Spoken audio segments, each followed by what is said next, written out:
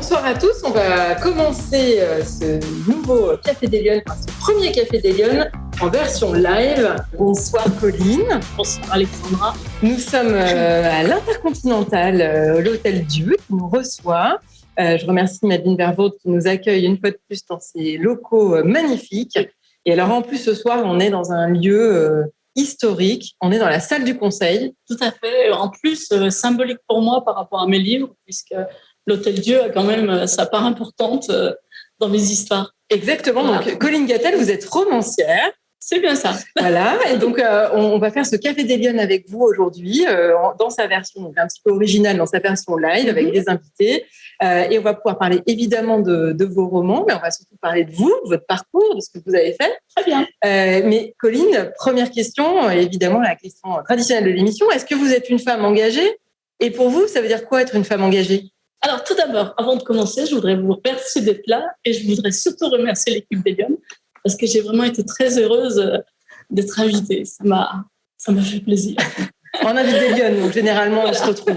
Bon, à savoir si ce qu'est pour moi l'engagement et si je me sens une femme engagée, non. En fait, j'ai eu la chance de bénéficier d'une éducation qui m'a permis de faire un peu tout ce que je voulais et d'être ce que je voulais.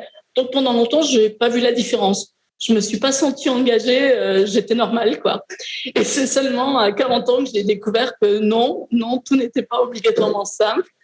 Et là, je me suis mis à être un peu plus incisive et à essayer de continuer à avoir ma place dans la société parce que c'est vrai que je me suis sentie d'un coup mère de famille alors qu'avant, j'étais une femme.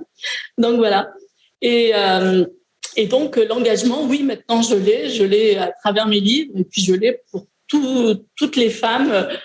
Bon, nous, on a la chance d'être dans une société où c'est difficile, mais quand même. Mais bon, voilà, je pense obligatoirement aux Afghanes, etc., qui me touchent beaucoup pour le moment. Et oui, dans ce cas-là, je suis très engagée. Alors oui, vous êtes engagée déjà par commencer dans vos livres. Oui. Effectivement, les deux premiers, on va les citer, c'est Les Suppliciés du Rhône et Le Labyrinthe des femmes.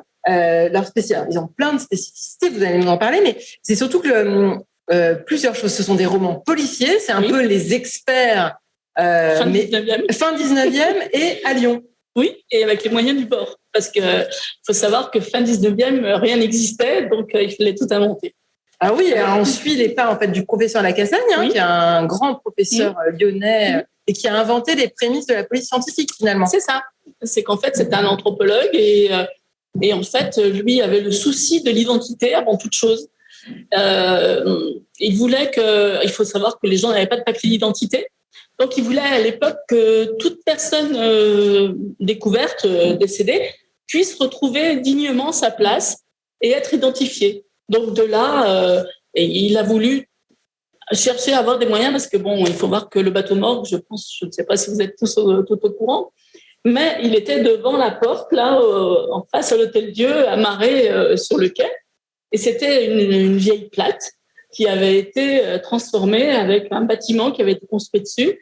Et c'était une horreur parce que ça sentait très mauvais. Et voilà. Donc, en fait, Lacassagne avait ce souci de trouver les identités. Et puis surtout parce qu'il a révélé, c'est la malle de Gouffet, qui était un huissier de justice parisien et qui a été retrouvé dans une malle vers Millery, je crois, ça fait dans le secteur.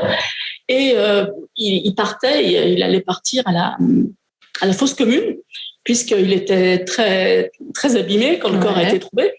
Et Lacassagne a dit non, il faut redonner l'identité à cet homme-là. Et c'est à ce moment-là qu'il est parti complètement dans cette idée de mettre la science pour aider la police, enfin la justice, qui n'en voulait pas d'ailleurs d'aide à l'époque, parce que c'était vraiment très spécifique.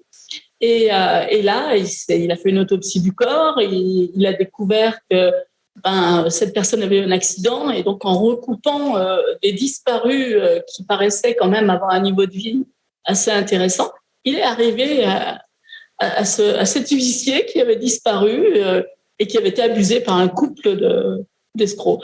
Et donc, en fait, à partir de ce moment-là, tout s'est plus ou moins enclenché jusqu'à arriver à Lockhart, qui est un de ses élèves et qui, en 1910, a fait, au-dessus du palais de justice, le premier vraiment laboratoire scientifique du monde. Et moi, je me case entre les deux. En fait, j'ai pas voulu me servir complètement que de personnages réels. Donc, en fait, je me suis casée entre ce moment-là, la Cassane, et Lockhart. Donc, je me suis mis à la fin du 19e siècle en me disant, mais si on veut résoudre des enquêtes, si on veut trouver la solution, qu'est-ce qu'on fait? Comment on le fait? Donc, voilà. Et c'est très intéressant pour moi parce que je ne veux pas tout dévoiler, mais même dans le labyrinthe des femmes, je m'amuse à reconstituer une lampe bleue. Et en faisant des recherches, j'ai trouvé que c'était possible avec des bouts de verre coloré. Et donc, je suis partie dans ce délire en me disant, mais voilà, pourquoi pas fabriquer une lampe bleue avec les moyens du bord pour trouver des traces. Donc. Ah oui. Et je m'amuse assez, quoi, il faut reconnaître. Alors, ça se sent, là, c'est roman policier, oui. Roman historique, oui. Le décor, Lyon, et en grande partie l'Hôtel Dieu. On se promène, on est vraiment dans les salles avec les malades, avec les médecins. Et puis, surtout, j'ose dire, livre sur la condition des femmes au 19e siècle. Oui. Et ça, c'est un peu la raison pour laquelle vraiment j'ai envie de vous inviter. Oui, pour moi, c'est très, très important de parler de la condition des femmes à cette époque parce qu'elle retentit encore. Dans le sens où, quand je parle d'avortement, de faiseuses d'anges, etc., vous avez des pays qui ne sont pas très loin et qui reparlent d'interdire l'avortement, et puis maintenant même plus loin l'Amérique, quoi. Et pour moi, ça me mérisse le poil sur les bras parce que c'est des choses qu'on a réussi à avoir et qu'on veuille nous l'enlever, mais non, c'est pas possible. Donc en fait, je parle de la fin du 19e, comme ça m'évite de m'énerver au 21e siècle, et ça m'aide à faire prendre conscience aux femmes que les acquis qu'on a réussi à avoir, il faut absolument s'asseoir dessus, les tenir comme ça. Ah oui, c'est effroyable. Facilement, ça peut partir. Oui, c'est ça. Et en découvrant, j'espère, ce qui se passait à cette époque-là, c'est peut-être aider à une prise de conscience. Oui, parce que là, donc il y a plusieurs personnages dans vos romans, et notamment une femme qui est journaliste, qui tente de l'être, dans des milieux d'hommes. Oui. Et du coup, vous nous plongez vraiment dans la vie personnelle de ces personnages, qui eux-mêmes s'inscrivent dans des enquêtes policières et historiques. Oui, parce que pour moi, c'est absolument important de tout savoir des héros des livres. J'ai besoin de... En fait, rien n'est anodin. Je veux dire, tout ce qu'on fait vient de quelque chose ou de quelque part. Donc, en fait, pour moi, si on dit rien sur le héros, c'est un peu... non, ça ne veut rien dire, quoi, Donc là, pour moi, c'est absolument nécessaire de leur faire une vie avant de les enrubanner de quelque chose, et que petit à petit, on découvre ce qu'ils ont vécu et qui les a amenés là où ils sont. Parce que voilà, quand on a un passé ou des choses comme ça, on a peut-être des engagements différents et qui arrivent à ce que je leur fais vivre. Alors, c'est vraiment des histoires très engagées, à chaque fois dans les personnages. Oui. Mais moi, j'avais envie de vous demander, qu'est-ce qui... parce que il y a beaucoup de détails dans ces livres, évidemment, mais j'ai découvert que vous n'étiez pas lyonnaise. Et non, c'est stéphanoise. Mais alors, je me dis ça. Vous avez vu, hein. Attention, stéphanoise, mais c'est surtout au-delà de la blague, comment vous avez pu écrire avec tant de détails les rues, les maisons qui existaient. On parlait tout à l'heure d'un photographe place des Jacobins qui a vraiment existé. On a l'impression qu'on est dans l'histoire de Lyon. Comment on fait pour écrire un roman aussi précis? On travaille. Oui, d'accord, mais concrètement, beaucoup d'enquêtes, des heures et des heures de recherche. Oui, beaucoup de recherche. Mais pour moi, j'ai à la base une formation courte d'histoire. Donc attention, quand je dis courte et que je dis que j'ai un DUG d'histoire, on me regarde comme ça parce que plus personne sait ce qu'est le DUG. Oui, c'est ça. Il faut être vieille pour avoir eu un DUG. Donc je me suis arrêtée pour faire un peu de journalisme, et puis surtout parce que je faisais beaucoup trop de géographie à mon goût en histoire à l'époque. Mais j'ai ce goût de l'enquête. En fait, pour moi, devenir historien, si j'avais pas eu à passer par toutes ces cases qui me déplaisaient, à commencer par l'ambiance, qui n'était pas pour moi la meilleure, j'aurais voulu être chercheur au niveau histoire, parce que l'histoire est une science et qu'elle avance, elle n'est pas statique comme certains le croient, et que c'est pas passéiste que de parler d'histoire. C'est seulement pour moi s'ancrer dans quelque chose de réel qui a existé, de manière à peut-être mieux comprendre ce qu'on vit maintenant, et toujours être connecté à tout ce qui s'est fait pour faut savoir comment on est parvenu à nous maintenant. Mais là, dans les histoires, concrètement, vous faites comment? Parce qu'il y a des anecdotes sur Lyon qui sont incroyables. Vous avez, je sais pas, vous avez contacté des gens parce qu'on vous les raconte, ces histoires, non? Non, des recherches. J'adore faire des recherches. Pour moi, c'est... Et vous regardez les noms des rues ou est-ce que... D'accord. Je cherche les correspondances. Parce que vos personnages, ils se promènent dans Lyon. Hein. On va à la Croix-Rousse, on descend, on va au bateau de mort. Je cherche les correspondances. Je cherche le moindre détail parce que pour moi, c'est important. Ce souci du détail. Et en fait, je suis très frustrée quand je lis ou que je regarde un film et où le détail n'est pas bon. Ça m'énerve. Ah, vous en rendez compte? Oui. Et donc, je me dis, il faut absolument que j'arrive à être le plus près possible. Non, je dis pas que j'y parviens tout le temps. Il faut pas exagérer. Mais je dirais que j'ai la chance qu'on m'ait mis dans la tête un cerveau qui va pas trop mal, qui allait un peu plus vite que la moyenne. Donc, ça m'a permis de jongler comme ça. Mais vous venez pas du tout faire des repérages. Je sais pas, vous promenez pas dans l'Hôtel Dieu pour... Vous savez que j'ai écrit Les Suppliciés sans être revenu sur Lyon depuis des années. Ah, c'est vrai, d'accord. Oui. D'ailleurs, on me disait, mais vous connaissez bien Lyon? Et je disais, non, je connais Lyon 19e maintenant. Non. Ah oui, vous seriez perdu aujourd'hui. Un peu mieux maintenant, parce que depuis que je viens à Quai du Polar, ça me permet de me balader vous remettre dans à Lyon. jour. Oui, je me balade dans Lyon, ça me permet de me recadrer un peu. Mais avant, non. Quand je l'ai écrit, pas du tout. Et alors, vous écrivez depuis toujours? Vous écrivez depuis longtemps? Enfin, ça s'est passé comment? C'est venu à moi... Bon, on porte tous des histoires qui font qu'on développe quelque chose ou pas. Et moi, j'avais des choses à raconter déjà toute petite et j'ai commencé par dessiner mes histoires. Et puis un jour, je me suis aperçue que je dessinais pas si bien que ça. Donc, je me suis dit, il faut apprendre à écrire, ça sera mieux. Et c'est ce que j'ai fait. Et en fait, je me suis appris toute seule pour pouvoir écrire. Je voulais pas aller à la maternelle. Ah oui, ok. Ah, déjà, quand vous aviez un sacré tempérament, quoi. Oui, j'ai surtout toujours eu peur du groupe. Ah oui, ok. C'est ce que j'expliquais là au salon. J'étais dans Cola Bandou. Je l'expliquais. J'ai un problème, c'est mon côté autiste. Mon fils est Asperger, donc voilà. Ouais. Et en fait, pour moi, le groupe m'a toujours fait peur. J'ai toujours eu une intégration difficile. Et le groupe me fait peur aussi parce que quand il a une pensée unique, il peut y avoir une forme de violence qui me dépasse. Donc, en fait, je m'en suis toujours un peu méfiée. Et quelque part, j'ai pas appris à m'intégrer. J'ai pas appris à m'intégrer dans un... Quand tout le monde discute ensemble, j'ose pas venir me mettre au milieu en me disant, moi aussi, j'ai quelque chose à dire. En fait, il faut que je sois leader. Pas quelque chose. Donc, quand c'est moi qui organise, tout va bien. Mais quand je suis invitée, j'ai un petit peu plus de mal. Voilà, pour l'intégration. Et donc, du coup, voilà, vous avez très vite su que vous vouliez écrire. Oui. Voilà, donc je me suis appris à écrire. Ouais. C'est mon grand-père qui m'a raconté. Et j'ai pu écrire mes histoires à partir de ce moment-là. Et là, après, j'ai commencé à aller à l'école, au CP. Ce poste que oui, donc c'était vraiment, vraiment petite. Ah oui, d'accord. Oui, j'ai commencé à 4-5 ans. J'avais des histoires dans ma tête, j'étais fille unique. Mes parents étaient commerçants, donc j'avais le temps. Et alors là, du coup, alors, petite, vous rêviez de quoi? Vous vouliez faire... Ah oui, d'accord. J'ai toujours voulu faire point de départ, point d'arrivée, pareil. C'est d'ailleurs ce qui fait que je me suis trompée après ma fac d'histoire. Parce que j'ai été embauchée dans une agence qui travaillait pour les pages françaises de la Tribune de Genève, vu que mes parents habitaient à la frontière, ils habitaient vers Annemasse.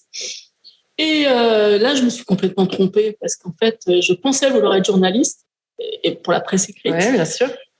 Et au bout de quelques mois, je me suis rendu compte que j'étais absolument pas synthétique. Donc, oui, plus compliqué. C'était beaucoup plus compliqué. Pour la presse quotidienne. Oui. Voilà, pour la presse quotidienne, ça marchait pas. J'avais quelqu'un qui me drivait, me disait, tu sais, tes articles peuvent être lus par tout le monde, même quelqu'un qui sait tout juste lire et qui n'a pas l'habitude de lire. C'était une horreur pour moi. Donc j'ai lâché, je suis partie en librairie, c'est un peu plus calme. Voilà, c'était toujours au milieu des mots, mais c'était pas les mêmes. Donc, études d'histoire, vous commencez à être plutôt journaliste, du coup, presse écrite, c'est ce que je voulais, voilà. Que vous abandonnez très vite. Ah oui, parce que voilà, c'était pas mon truc.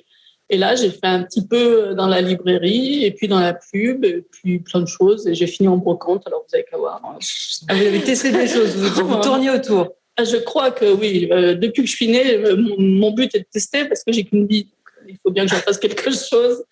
Et pour moi, c'est absolument nécessaire de ne pas être linéaire. Par exemple, quand j'étais fille unique, j'ai choisi de faire des enfants parce que ça me donnait un équilibre. Mais comme je l'ai souvent dit, les enfants ne sont pas une nécessité et je ne dirai jamais à personne qu'une femme d'en faire parce qu'elle fait bien ce qu'elle veut.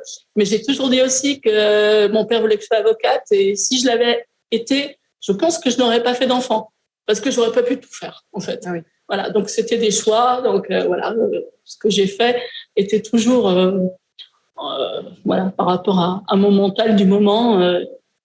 Et tout en continuant d'écrire des histoires quand même à côté. Oui, en faisant autre chose quand même. D'accord. Parce que, oui, je m'investissais quand même au niveau du travail. J'ai fait de l'avocate, j'ai fait de la restauration, j'ai fait plein de choses pour finir par retourner dans les livres du moment que j'étais un petit peu plus disponible avec les enfants parce que pour moi, c'était important de m'en occuper parce que j'avais manqué un petit peu ce cocon familial.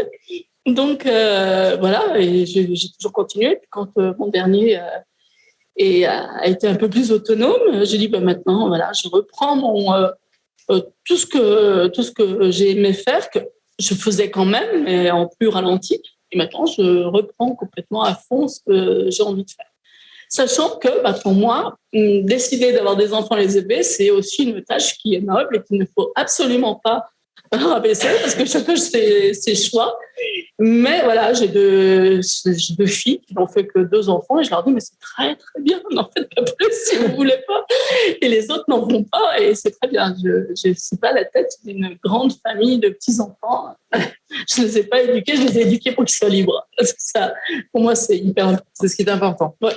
Et donc, du coup, à un moment donné, vous vous dites, allez, ça y est, je m'y mets, je veux être éditée. Comment? Alors non, je suis partie. En fait, j'étais un peu obstinée et j'ai dit, ce sera une grande maison d'édition ou rien.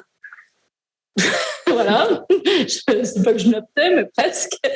Et donc, comme je n'avais pas envie d'être refoulée par des petites maisons d'édition, des moyennes et surtout pas par les grandes, j'ai jamais rien envoyé à personne et je me suis lancée en auto-édition. D'accord. C'est-à-dire que, voilà, j'ai trouvé une correctrice, j'ai fait mes mises en page, j'ai fait mes couvertures, j'ai tout appris sur le tas et je me suis mis à faire des salons et puis voilà. Et puis, quand un de mes fils a été assez grand, il m'a dit, allez, on monte une maison d'édition. Je lui ai dit, allez, on monte une maison d'édition. Et on a fait une petite maison d'édition où, d'ailleurs, on a lancé quelques auteurs comme ça parce que c'était des recueils de nouvelles noires. On avait fait un jeu de mots un peu pourri, entonnoir. Mais ça a bien marché. Ouais. Et jusqu'au jour où mon fils me dit, on fait un festival. Je lui dis, on fait un festival. Et on a fait un festival. Et ça a duré là jusqu'au Covid. Ouais. Et puis là, il est parti en Bretagne. Il m'a dit, on fait plus rien. Je fais plus rien, j'écris. Donc maintenant, je me consacre à ça. Et donc, vous avez écrit donc, les Suppliciés du Rhône. Oui. Et là, vous l'avez envoyé pour participer à un concours. Voilà, je suis tombée sur le prix du roman qui était lancé par Kobo, la Fnac, quoi, et Prélude, donc. Et moi, surtout, Prélude édition, j'étais un peu comme vous. J'ai dit, qu'est-ce que c'est? J'ai une petite maison d'édition, j'en veux pas. Et puis en fait, j'ai fait mes recherches et puis j'ai découvert que Prélude, c'est la filiale en format de livre de poche, qui n'est quand même pas rien. Donc j'ai dit, ok, c'est bon. Je peux envoyer. Je peux envoyer. Et j'ai présenté mon livre. Et là, ce que j'ai aimé, et c'est ce qui m'a plu dans ce prix, c'est que ce sont les lecteurs qui me l'ont donné. Et je trouve ça super important. Ce sont pas des gens comme ça réunis en groupe. C'est pas un collège d'experts. C'est pas un collège d'experts. C'est le public. Et il y avait eu 3000 téléchargements, ça m'a touchée. Je me suis dit, voilà, si je suis là, c'est grâce aux lecteurs, parce que pour moi, ils sont importants et je trouvais ça bien. Donc, vous avez gagné le prix du roman. Et j'ai gagné le prix du roman, au point, sur le coup, quand on m'a appelé, j'ai dit, oui, je suis dans les sélectionnés. Non, vous avez gagné, et je voulais pas le croire. Je trouvais que j'ai jamais été pour le loto, les choses comme ça, je ne crois pas à la chance. Donc j'ai dit, c'est pas possible, c'est pas pour moi, quoi.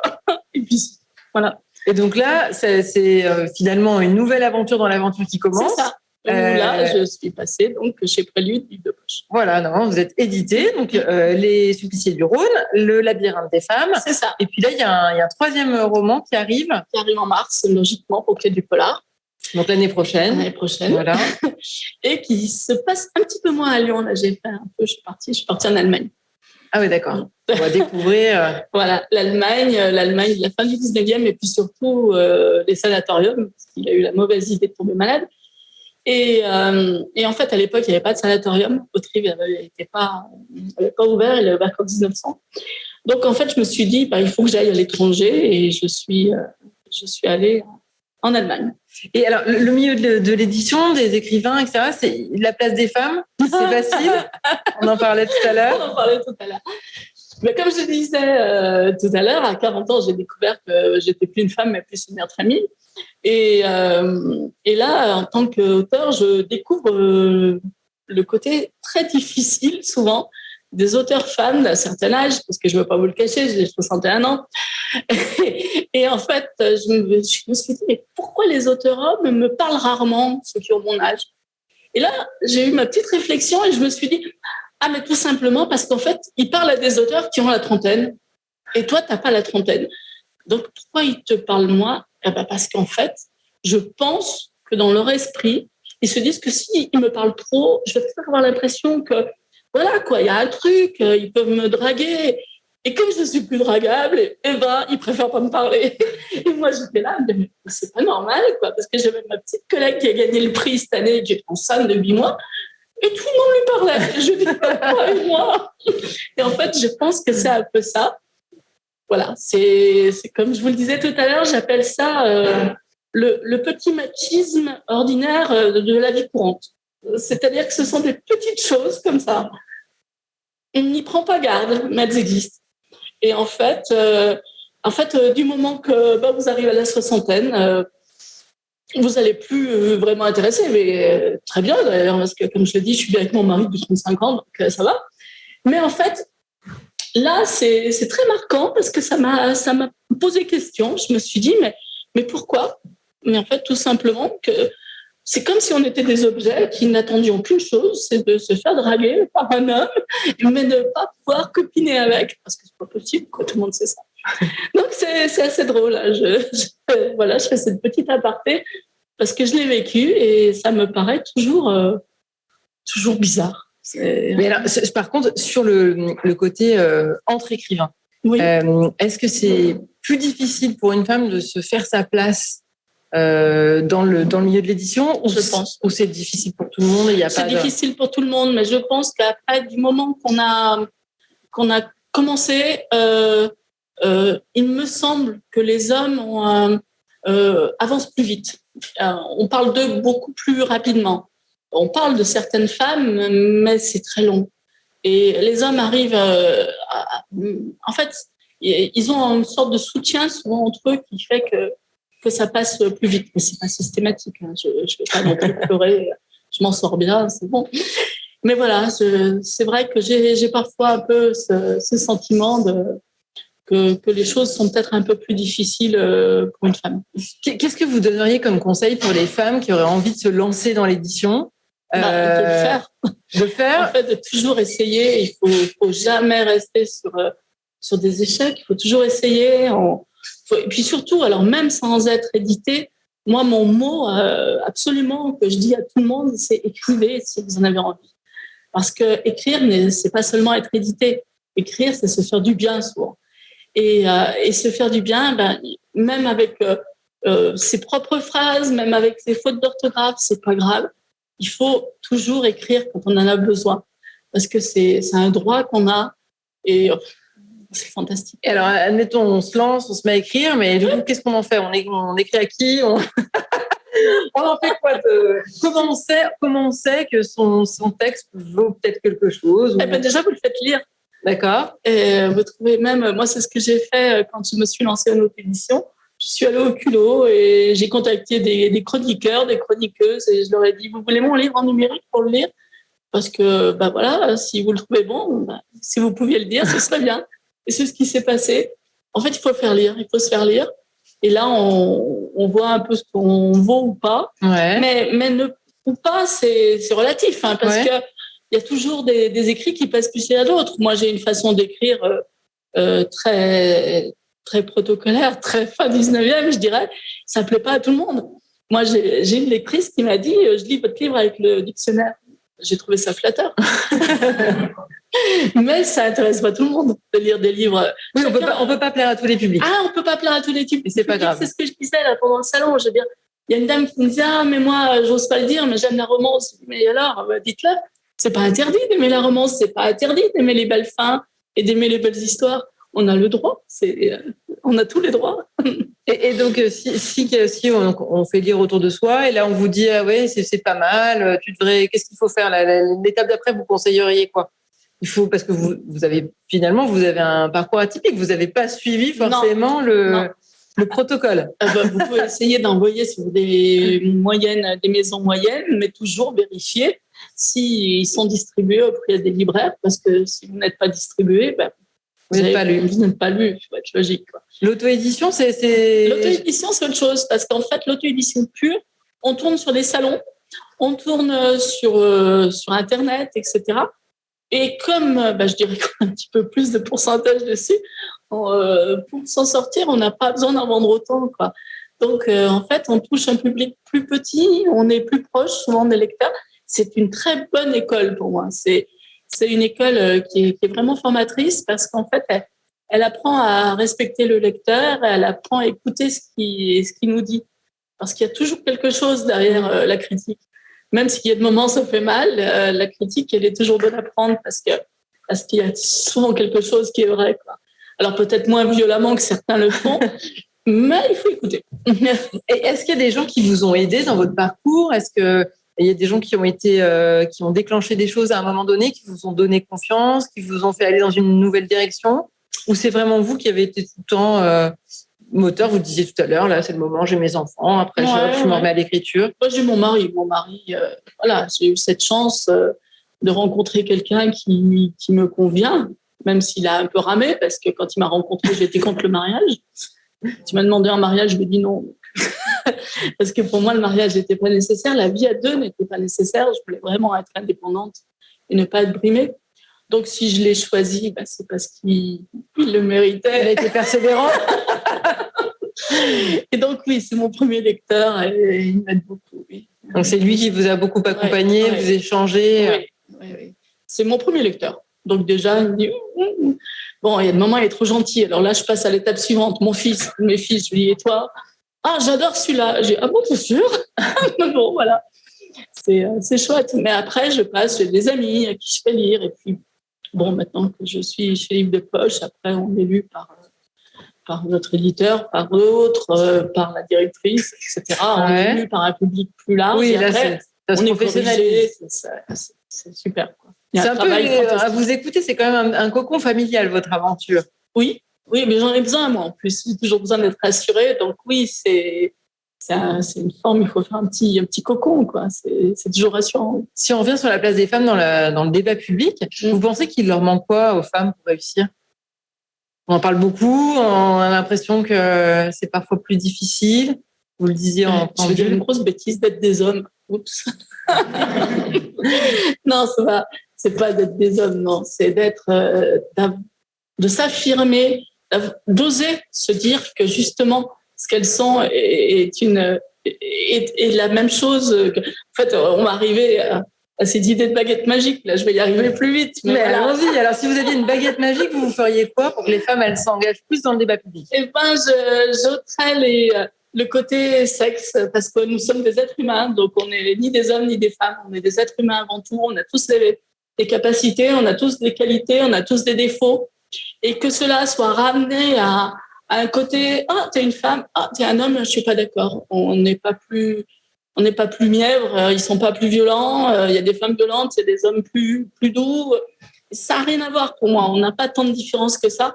Donc oui, cette baguette magique sera un petit peu pour effacer tout ce clivage, dire c'est fini, on est des êtres humains et ne regardez pas qui je suis, quoi. Écoutez-moi plutôt, regardez ce que je vaux. Ça, vous pensez que ça aiderait les femmes? Sans doute, oui, parce qu'elles ont toujours peur d'être regardées comme quelqu'un qui va faire des enfants, donc qui va plus s'arrêter, qui va soigner la rougeole. Non, en fait, il vaccine maintenant. Donc, il va soigner la grippe du petit parce que la crèche ne le prendra pas. Et en fait, j'ai l'impression qu'on porte ça sur les épaules et quand on arrive quelque part, c'est ça, quoi. C'est très, très, très stéréotypé. J'aimerais bien que tout ça s'efface, qu'il y ait des crèches dans les entreprises, qu'il y ait des possibilités de faire garder les enfants et que les hommes aient le même... Moi, j'ai eu un mari qui, quand j'avais besoin de repartir en formation ou quoi que ce soit, étaient tout heureux d'être père au foyer. Donc voilà, quoi. Et moi, j'aimerais que tout ça se gomme. Chacun fait ce qu'il veut. Et en fait, du moment qu'on trouve son binôme, quand on le trouve, chacun fonctionne comme il veut, mais qu'on arrête de nous stéréotyper trop facilement, quoi. Et puis de nous cantonner. Voilà, il y a des postes où il n'y a pas de femmes, il y a des postes où il y a trop de femmes. Allez voir dans un supermarché, c'est que des femmes. Voilà, c'est terrible, ils sont exploités. Il n'y a qu'en été, il y a les étudiants, mais bon. Voilà, j'aimerais bien que tout ça... Il faut plus de mixité, finalement. Oui, j'aimerais que tout ça s'efface et qu'on soit jugé pour ce qu'on est et pas pour l'enfant qu'on risque de faire et qui va nous bloquer pendant tant de mois à l'extérieur de notre travail, etc. J'aimerais que les choses soient beaucoup plus simples. Alors, est-ce que vous avez un dernier conseil pour les lionnes qui nous écoutent et qui auraient envie de se dire elle a raison, mais est-ce que je vais oser? C'est bien ça, oser.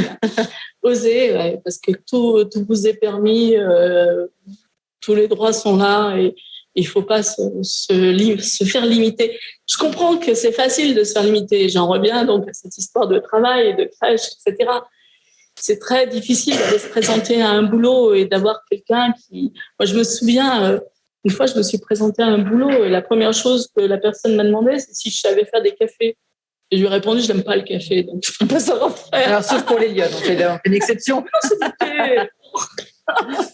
Et voilà, c'est ça, quoi. Je veux dire, c'est trop facile quand on voit une femme de lui dire tu sais faire le café? Non. Et je trouve ça toujours un peu dommage parce que ça existe encore. Même si ça a tendance à évoluer et que vous vous battez pour les générations qui arrivent, c'est trop facile, ça. Donc, il faut aller prendre sa place, il faut pousser la porte et il ne faut pas se poser de questions. Oui. Et puis, voilà, il ne faut pas s'interdire de faire des enfants si on en a envie, mais il ne faut pas non plus s'obliger à les garder si on n'a pas envie. Voilà. Très bien, écoutez, je pense que c'est une bonne phrase de conclusion pour ce premier café live. Merci beaucoup, merci à l'audience qui nous a suivis sur place aujourd'hui à l'Intercontinental l'Hôtel Dieu. Merci Colline Gattel d'être venue en visite au cœur de votre roman. Oui. Et puis je vous donne rendez-vous la semaine prochaine évidemment pour un prochain Café des Lyonnes. Merci, bonne soirée à tous.